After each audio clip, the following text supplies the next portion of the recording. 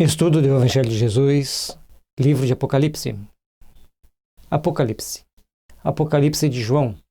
Este livro foi escrito para encorajar os cristãos que estavam sendo perseguidos e para afirmá-los na confiança de que Deus cuidará deles. Usando símbolos e visões, o escritor ilustra o triunfo do bem sobre o mal e a criação de uma nova terra e um novo céu. João, ele traz ali, primeiramente, ele está mostrando para as igrejas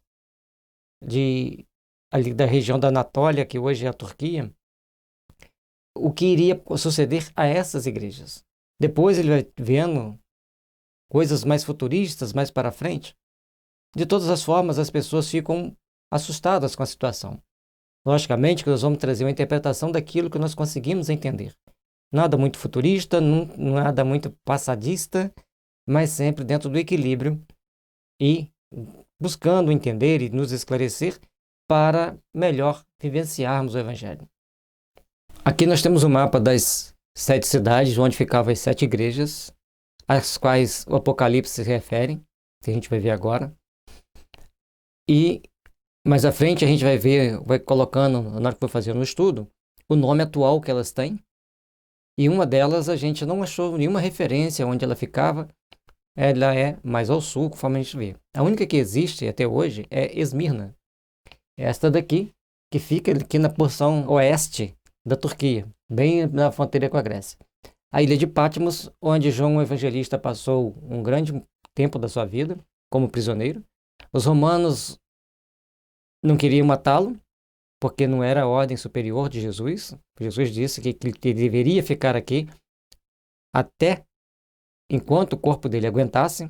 A gente vai ver lá no finalzinho de Mateus, ele dando essa referência para os discípulos, que João deveria ficar até que ele determinasse o fim.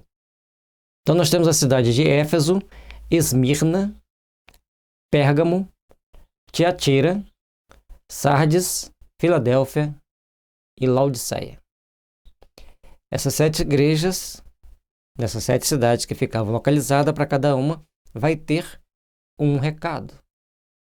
Que é interessante nós entendermos como que esse recado era para elas e hoje é para nós. Mostrando aqueles pequenos detalhes que nós temos que nos ajustar à lei para não sermos pegos de surpresa, porque deixamos de fazer uma pequena coisa. Aquela vista grossa que se faz é onde se cria os maiores problemas. Capítulo 1 de Apocalipse. A revelação de Jesus Cristo, a qual Deus lhe deu para mostrar a seus servos as coisas que brevemente devem acontecer, e pelo seu anjo as enviou e as notificou a João, seu servo, o qual testificou da palavra de Deus e do testemunho de Jesus Cristo e de todo o que tem visto. Então, João começa fazendo essa saudação e descrevendo como que ele tem essas percepções. E é importante que a gente entenda que o João estava em desdobramento, que na doutrina espírita nós chamamos de desdobramento consciente ou sonambulismo consciente. Então a pessoa se desdobra conscientemente, vai para o mundo espiritual, ele vê as cenas, vê as situações e volta para descrever. Só que, para nós, o que nós vemos em desdobramento e o que nós vamos descrever com a linguagem humana é um pouco delicado e um pouco complicado. Nem todos conseguimos fazer plenamente o desenho ou transcrever aquilo que nós vimos. Então, e João, ele teve uma série de visões e ele, enquanto eram sons e palavras, ficou mais fácil para a gente entender e mais fácil da gente conseguir expressar. Quando vem para outras imagens que ele vê, aí é mais delicado da gente conseguir interpretar. Bom, e aqui ele está mostrando que Jesus aparece para ele quando ele está em desdobramento e começa a passar essas informações do que aconteceria no futuro, porque ele vem trazer essas informações para os homens para que todos ficassem sabendo os fatos de como aconteceriam, de como seriam. Bem-aventurado aquele que lê e os que ouvem as palavras desta profecia e guardam as coisas que nela estão escritas, porque o tempo está próximo. A questão do tempo está próximo tem várias conotações. Cada um dá uma interpretação, logicamente todas são respeitáveis. Mas em cada hora que ele fala que o tempo está próximo, está na hora do Senhor, Jesus vai voltar, em cada situação tem uma conotação diferente. Algum momento é que ele virá fazer o julgamento para separar o joio do trigo. Tudo bem, lá na frente, no futuro, que não sabemos quando. Agora, quando ele fala está próximo a vinda do Senhor, é porque as pessoas estão perto de morrer ou de dar um grande testemunho. Seja pelas perseguições, seja pelas dificuldades que vão passar dentro do processo natural do karma de cada um. Então, nós temos que estar sempre atentos em como as palavras estão sendo direcionadas e qual a finalidade e em que circunstâncias elas estão sendo direcionadas. Cada momento é ímpar dentro daquilo que o Evangelho traz para a gente, dentro da informação que o Evangelho quer passar e quer nos mostrar. E esse tempo está próximo, é o tempo das grandes provações, nesse caso aqui, vejamos. João, às 7 igrejas que estão na Ásia, graça e paz seja convosco, da parte daquele que é, e que era, e que há de vir, e dos 7 espíritos que estão diante do seu trono. Então, ele pede paz a Deus, a Jesus e aqueles espíritos que estão gerenciando aquelas igrejas. Mostra, assim como a doutrina espírita mostra que os centros espíritas têm mentores, cada igreja tem o seu mentor. Cada grupo religioso tem o seu mentor. E, logicamente, vai tendo os mentores, até chegar no mentor maior ou chegar a Jesus. E da parte de Jesus Cristo, que é a fiel testemunha, o primogênito dos mortos e o príncipe dos reis da terra. Todos estão representando um trono, representando as igrejas, mas todos obedecem ao Cristo. Todos devem obediência a Jesus. Que obedecer nem sempre obedecem, mas devem obediência. Tem assim como uma empresa, um quartel, todos devem obediência ao CEO. Né? Hoje falam CEO, né? CEO. Aquela pessoa que gerencia, que tem um conceito amplo de gerenciamento, marketing, tudo, no mundo de hoje, dentro das empresas modernas. E antigamente era o gerente geral, o administrador geral, o responsável, presidente daquela empresa, certo? Assim também no mundo dos espíritos. E por que eu cito isso? Nem sempre aquelas pessoas que estão dentro da empresa obedecem ao presidente, ao gerente, ao CEO, certo? O CEO, certo? Assim também os espíritos nem sempre são fiéis àquilo que os seus mentores ou que o mentor maior estipula para o grupo. E aí vem todas as dificuldades inerentes à caminhada de cada um. Vejamos. E nos 6 reis e sacerdotes para Deus, e seu Pai, a ele glória e poder para todo sempre. Amém. Então Jesus está acima das circunstâncias terrenas e todos nós que estamos na terra, tem alguns sendo reis, tem outros sendo sacerdotes, mas nós devemos obediência a Deus. Sempre devemos obediência a Deus e temos que prestar atenção que prestaremos contas a Deus de tudo que fizermos, de todos os nossos atos.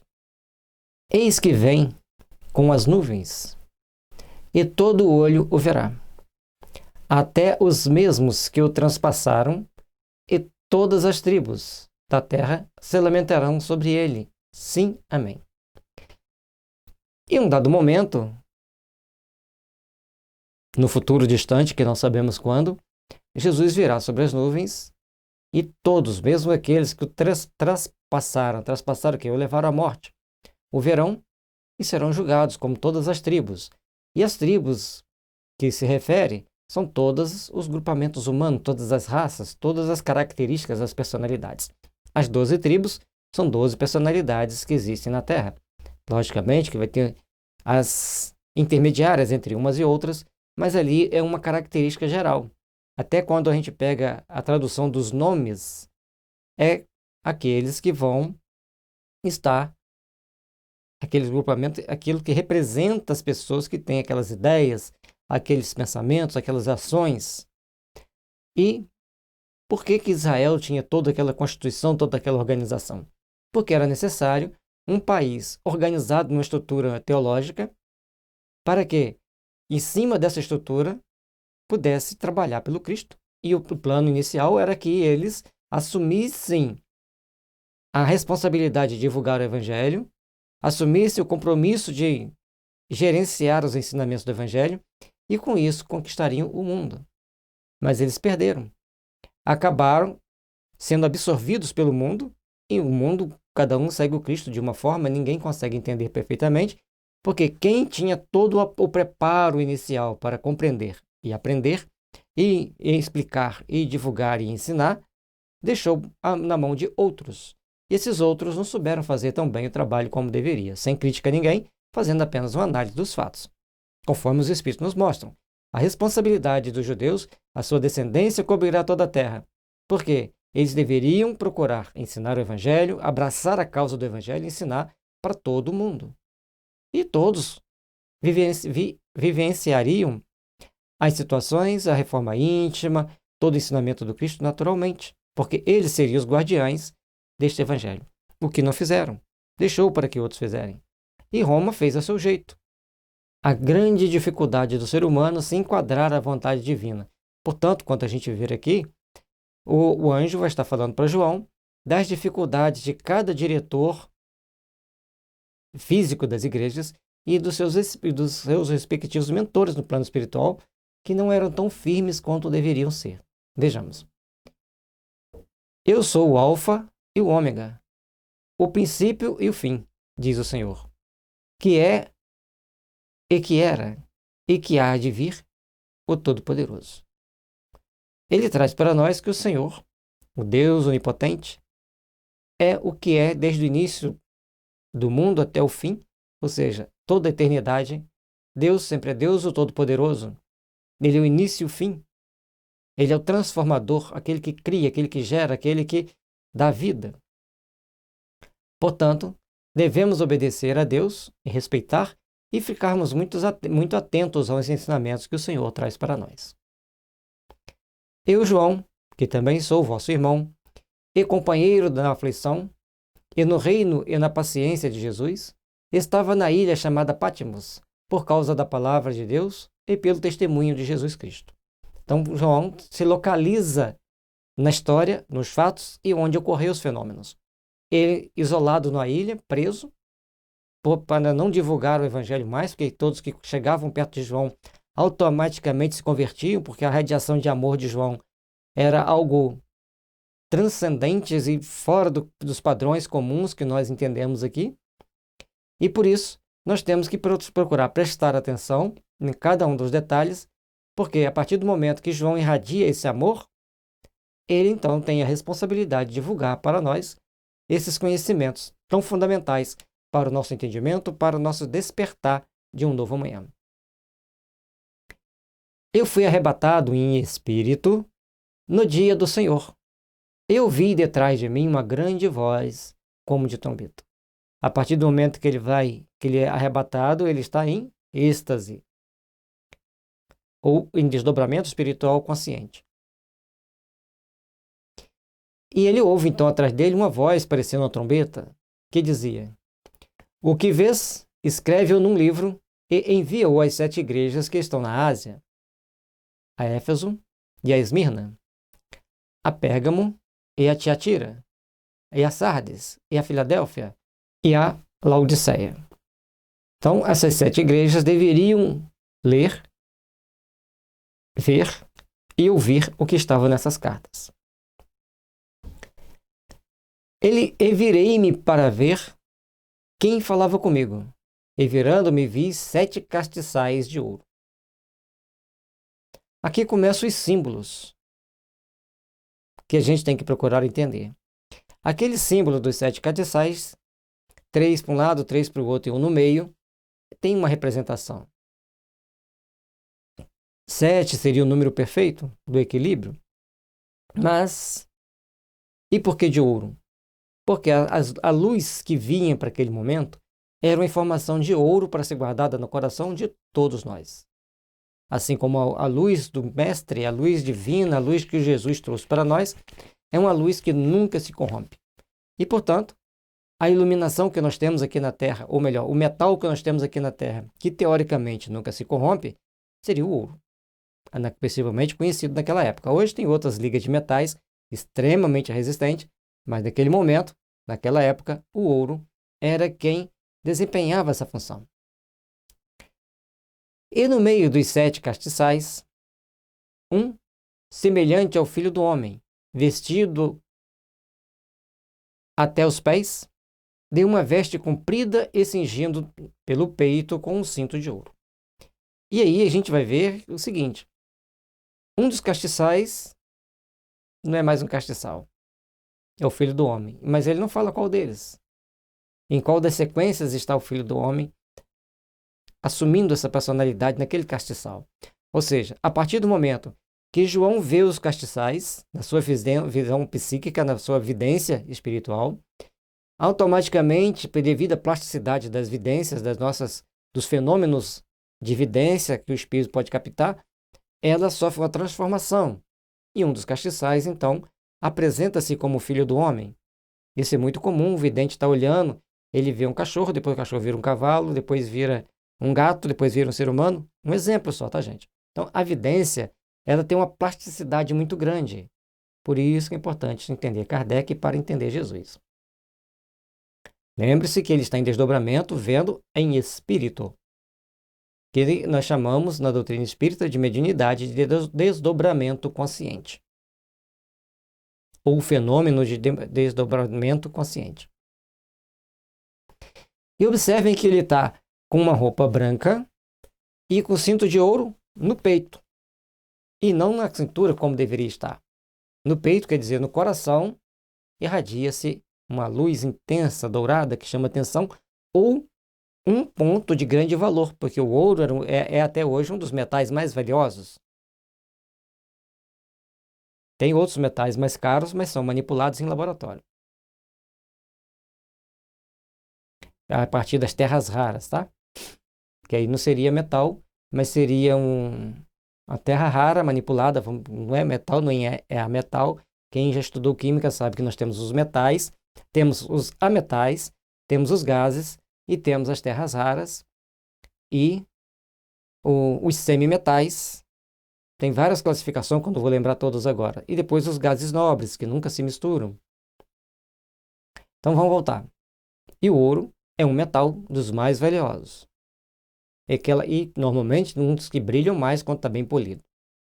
E a sua cabeça e cabelos eram brancos como a lã branca, como a neve, e os olhos como chama de fogo. A cabeça branca como a lã branca significa pureza, muito limpo. Ao mesmo tempo, a reverência que a gente faz aos anciãos. Devemos respeitar os anciãos. Respeite meus cabelos brancos, como as pessoas costumam dizer. Então, ali tinha um ser tão idoso quanto possível, representando a cabeça totalmente branca, como a neve. Ou seja, o mais branco possível. Mas tem um detalhe diferente que chama a atenção. Os olhos como chama de fogo. E por que os olhos estavam como chama de fogo? Normalmente, quando nós falamos que os nossos olhos estão injetados, é que nós estamos numa situação de tensão, de preocupação, de medo, de ira. E que estava esse anjo tentando passar com esses olhos em forma de fogo, tão vermelhos, tão tensos? É a preocupação com o desleixo, provavelmente, com o desleixo com que estavam cuidando dos assuntos da igreja, conforme veremos. E seus pés semelhantes a latão reluzente, como se tivesse sido refinado numa fornalha. E a sua voz era como a voz de muitas águas. A questão, ele mostra que o peito tinha um cinto de ouro. E um latão reluzente mostra que João estava tão consciente que ele conseguia discernir o brilho do ouro e o brilho do latão, mesmo em desdobramento. Porque uma das características importantes da gente saber se a pessoa está tendo uma vidência realmente ou um delírio é quando ele define as cores. E ele memoriza aquelas cores para relatar aquilo que ele viu. Por exemplo, o médium fala assim: eu vi uma pessoa. Qual a cor do sapato? Qual a cor da camisa, do vestido, da blusa? Tinha algum boné? Tinha algum chapéu? Quando ele dá a descrição da cor, é porque ele está com a evidência bastante aguçada, bastante próxima de uma realidade transcendente. Agora, quando ele não sabe definir isso, ele está com a vidência em fase de formação, mas tem que ser respeitada. A gente tem que prestar atenção para não sairmos desfazendo das informações que as pessoas têm. Quando o médium passa a informação sobre o que ele viu no plano espiritual, ele tem que ser respeitado e, com muito carinho, se necessário, orientado. E ele tinha, na sua destra, 7 estrelas. Na mão direita, 7 estrelas, que eram as 7 cidades, as 7 igrejas. E da sua boca saía uma aguda espada de 2 fios. E seu rosto era como o sol quando na sua força resplandecente. Então, um rosto que brilhava intensamente como um grande sol, mas ao mesmo tempo, a sua boca uma espada de 2 fios. A espada de 2 fios, nós podemos ver que Jesus divide o tempo em 2, antes de Cristo e depois de Cristo. Então, Jesus teve o poder de uma espada flamejante que divide o tempo em 2. Mas a sua espada não era para cortar, para matar, era para iluminar os caminhos daqueles que viriam após ele. Vejamos o que significará a espada lá na frente. Eu, quando vi, caí a seus pés como morto. E ele pôs sobre mim a sua destra, dizendo-me: não temas, eu sou o primeiro e o último. E aqui o anjo chega para ele, fica com muito medo do anjo, com essa visão que ele está tendo, né, de assustar realmente. Ele então se curva e cai imóvel, de medo e de pavor. Mas o anjo diz para ele não ter medo, que ele é o primeiro e o último, ou seja, ele é o início e o fim, é a eternidade. Não temas, eu sou o primeiro e o último. Eu que vive, fui morto, mas eis aqui, estou vivo para todo sempre. Amém. E tenho as chaves da morte e do inferno. Então, se ele é o primeiro e o último, ele é a eternidade. E como ele descreve que ele morreu e está vivo, então esse anjo é Jesus. Você vê que João ele vem fazendo uma escalada de informações, trazendo para nós um conjunto de dados, para que, num dado momento, ele traz para nós a informação do que o anjo passou e não daquilo que ele falou. Porque se ele fala no início que ele viu Jesus, as pessoas, mas espera aí. Mas quando ele fala que viu um anjo, e por que de todos esses símbolos? Certamente não saberemos dar a resposta completa, mas vamos filosofar e vamos prestar atenção em cada dado que tem aqui para ver se a gente entende o máximo possível dos fatos. Escreves as coisas que tens visto, e as que são, e as que depois destas hão de acontecer. Então, o anjo, ou Jesus, fala para que ele escreva. Agora, ele escreveu quando ele estava desdobrado ou depois, quando ele volta para o corpo? Porque a pessoa em desdobramento, em êxtase, o espírito dele está alçado ao espaço e o corpo, quando ele tem a mediunidade consciente, o desdobramento consciente, o corpo aqui exerce as funções que o espírito comanda como se estivesse acordado, só que com muito mais lucidez, tá? Esse detalhe nós não temos aqui. Mas, de todo jeito, João traz para nós os relatos dos fatos. Então, das coisas que são e aquelas que vão acontecer.